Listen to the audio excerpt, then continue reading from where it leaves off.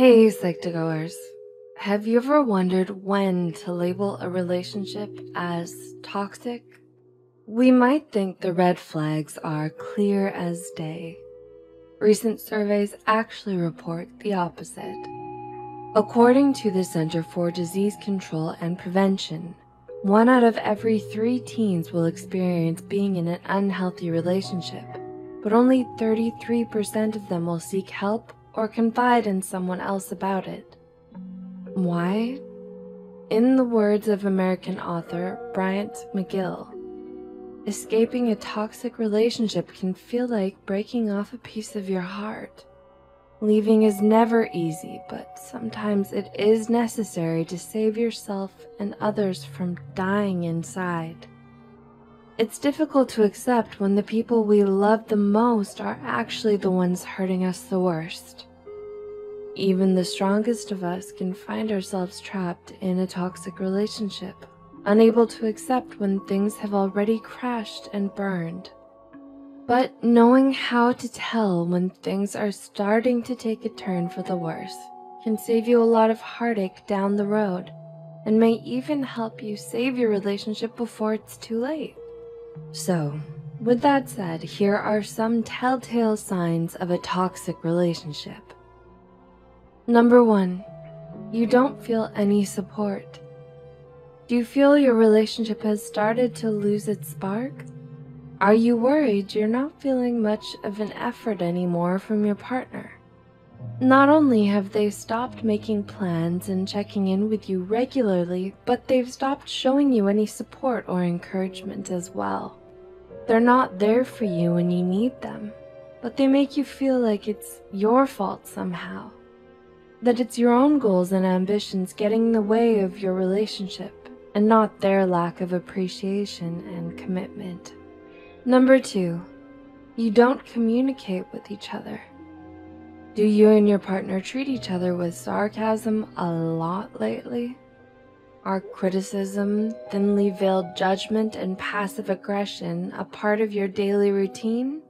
You can't go 2 minutes without losing your patience or getting annoyed at one another, and most conversations quickly turn into fights. You don't talk to them about what's bothering you because you feel like they wouldn't understand, or they'd just get mad at you about it. So instead of being honest and open about how you really feel, you choose the silent ground. You're under so much pressure to act perfect all the time for their sake that it feels exhausting just spending time with them. Number 3, there's a lot of jealousy. Always practice caution when buying into the dangerous idea that a partner's jealousy comes from a place of love. Jealousy is not born out of love, but out of attachment, the desire to possess someone and keep them all to yourself. And jealousy can inspire a lot of toxic and controlling behaviors in a relationship, like invading your significant other's privacy, going through their messages, and policing who they can and can't be friends with. Number 4, there's a built-up resentment. Have you and your partner ever gotten into a fight that brought up a lot of past issues and mistakes you thought were already resolved? This happens because there's a lot of built-up resentment in your relationship. Your partner hasn't forgiven you for what you did wrong, and you haven't let go of all the ways they hurt you before either. You're both holding on to grudges and refusing to move on, using those mistakes to guilt trip, control, and manipulate one another instead. But healthy relationships aren't about keeping score and focusing on all the things you've done wrong. Even the kindest, most loving people can do hurtful things sometimes, but it's no use holding it against them forever. Number 5, you feel disrespected. Do they interrupt you or talk over you without concern? Are they making you the butt of a lot of jokes?